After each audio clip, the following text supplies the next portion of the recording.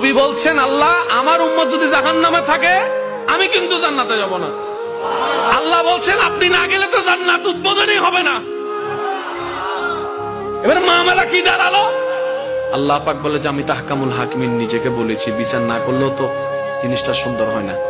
অনবে একটা কাজ করেন, ওয়ালা সাউফা ইউতিকা রাব্বুকা ফাতারদা, আমি কাউকে বলি নাই, আপনাকে না বলেছি। আমার সাল্লাল্লাহু আলাইহি রাহমাতাল লিল আলামিন কারো সম্পর্কে নাজিল করি নাই, আপনাকে দিয়েছি। ওয়ালাল আখিরাতু খায়রুল লাকা মিনাল উলা, কাউকে বলি নাই, আপনাকে বলেছি। আর আমি আল্লাহ ভালো করে জানি আপনি হচ্ছেন উম্মতের দরদি নবী। আপনি নিজের জন্য কাঁদেন নাই, সন্তানের জন্য কাঁদেন নাই, পরিবারের জন্য কাঁদেন নাই, নাতির জন্য কাঁদেন নাই, যত কেঁদেছেন জীবনে সবকিছু উম্মতের জন্য।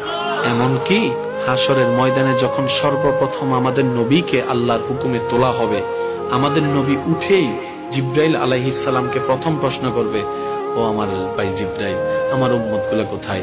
আইনা উম্মতি, আইনা উম্মতি, আমার উম্মত কোথায়? আমার উম্মত কোথায়? আমার উম্মত কোথায়? আমি ওঠার আগেই নাকি আমার উম্মতকে জাহান্নামে দিয়ে দিয়েছো নাকি? আমার উম্মত কোন জাহান্নামে চলে গেছে নাকি?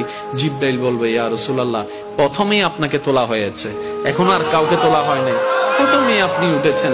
আমার নবী বলবে, আমার উম্মত গুলা কোথায়? জিব্রাইল বলবে, ইয়া রাসূলুল্লাহ, এখনো তারা উঠে নাই, উঠবে একটু পরে। নবী দৌড়ায় চলে যাবে আল্লাহর রহমতের দরবারের দিকে। সিজদায় যে পড়বে একটাই কথা থাকবে, রব্বি হাবলি উম্মতি, রব্বি হাবলি উম্মতি। একটু মনোযোগ চাইবো আমি আশিকদের, রব্বি হাবলি উম্মতি, ও আল্লাহ আমার উম্মত গুলাকে আমাকে দিয়ে দাও। তো উম্মতের লিস্টের ভিতরে তো আবু বকর সিদ্দিকের নামও আছে, উম্মতের লিস্টের ভিতরে তো ফারুকে আজমের নামও আছে, উম্মতের লিস্টের ভিতরে তো সাহাবায়ে কেরাম আজমাইনের নাম আছে, উম্মতের লিস্টের ভিতরে তো আহলে বাইতের নাম আছে, উম্মতের লিস্টের ভিতরে তো তাবি তবে তাবি আল্লাহর ওলিদের জান্নাতীদের নাম আছে। এবার আল্লাহ পাক বলবে, আপনি যে বললেন রব্বি হাবলি উম্মতি, উম্মতকে দেওয়ার জন্য আপনি কে আবু বকরের কথা বলছেন? নবী বলে যে না, আমার আবু বকরকে নিয়ে চিন্তা নাই, আমার ফারুককে নিয়ে চিন্তা নাই, আমার ওসমানকে নিয়ে চিন্তা নাই, আমার আলীকে নিয়ে চিন্তা নাই। ও আল্লাহ, আমার উম্মতের ভিতরে যারা জাহান্নামের অধিবাসী হবে ওই উম্মতগুলোকে আমাকে দিয়ে দাও।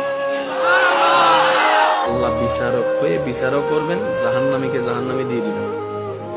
আহকামুল হাকিমের দায়িত্ব শেষ। এবার নবীকে আল্লাহ সিজদায় যাওয়ার অনুমতি দিয়ে সুপারিশ করাবেন। নবীর সুপারিশ কবুল করতে করতে নবীর উম্মতকে, আল্লাহর বান্দাদেরকে জাহান্নামী থেকে জান্নাতি করে দিবেন। জগৎ জিজ্ঞেস করবে, মওলা জাহান্নামী আবার জান্নাতি হয় কেমনে? ফেল কখনো পাস হয় না, পাস কখনো ফেল হয় না, কথা বলেন না। দিন কখনো রাত হয় না, রাত কখনো দিন হয় না, জাহান্নামী কখনো জান্নাতি হয় না। আল্লাহ তুমি যে জাহান্নামে দিলা এটা সঠিক, আহকামুল হাকিমিন বিচারক হয়ে দিছিল। আল্লাহ জান্নাত পাইলো কেমনে? কই তোরা কি পড়ছ নাই সূরা ফাতিহা 3 নম্বর লাইন, মালিক ইয়াউমিদ্দিন, আমি মালিকও, আমি বিচারকও, আমি মালিকও। বিচারক হয়ে বিচার করেছি, যার যতটুকু প্রাপ্য থাকে সেটা দিয়েছি, বিচার শেষ।